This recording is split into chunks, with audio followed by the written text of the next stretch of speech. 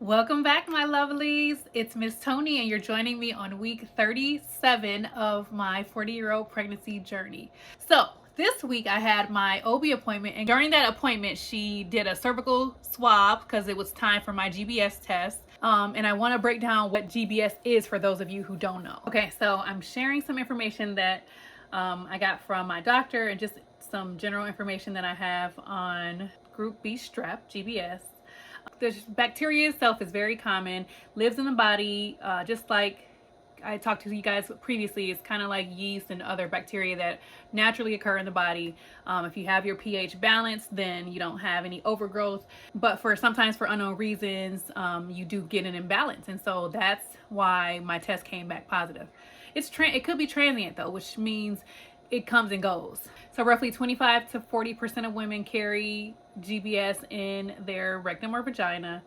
Because as I mentioned, it comes and goes. That's why they test for it so late in the pregnancy, and then that's why they start you off with the antibiotics.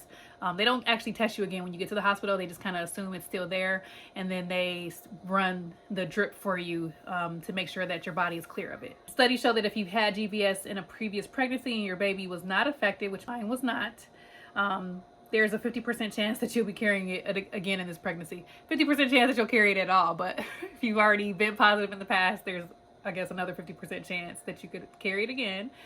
The risk of your baby actually developing the infection is roughly 1 in 400. That's why you'll be offered the antibiotics in labor. If you're not still carrying GBS, then the risk of your baby developing an infection is much lower. So it's 1 in 5,000. And then they said, this is what my doctor was telling me, if your water breaks after 37 weeks, which is where I am now, and you are GBS positive, then you'll be offered an induction straight away, which I was offered that for a couple reasons. And this is to reduce the time that your baby is exposed to GBS before birth. You should also be offered antibiotics through a drip at least 4 hours before giving birth. And so what happened last time was I came in the morning. I had the antibiotics immediately as soon as I got there. They started a drip, and 4 hours later they gave me my second dose, and then they gave me the Pitocin at the same time. And then within like 2 hours I had a baby.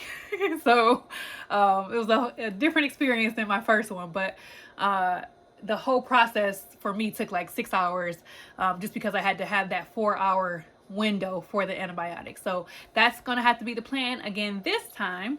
So that's it. Nothing to be worried about or freaked out about, but just something to plan for. So my lovelies, that's it for week 37. Hope you guys appreciate all the information, learned something new, and maybe were reminded of something that you knew in a previous pregnancy and you totally forgot.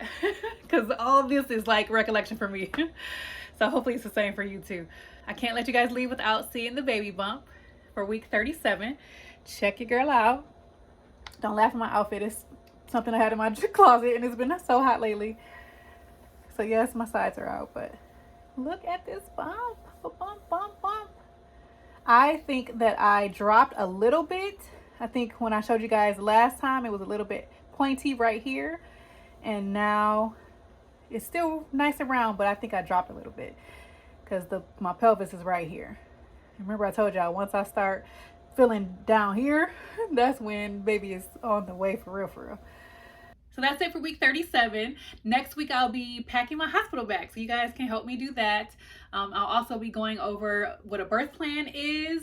And lastly, I have to do a Target run. So I'll have a little bit of video or some photos or something from some of the goodies that I am going to pick up that are essential for when you come home from the hospital. So I'll be sharing all that on next week's video. And you know what? We're coming to the end of my journey. So again, I'm looking forward to seeing you guys with some new mama videos, a new journey, some breastfeeding and breast pumping, all that good stuff. So don't forget to subscribe because I have a lot of new stuff coming in store, and I can't wait to see you next week.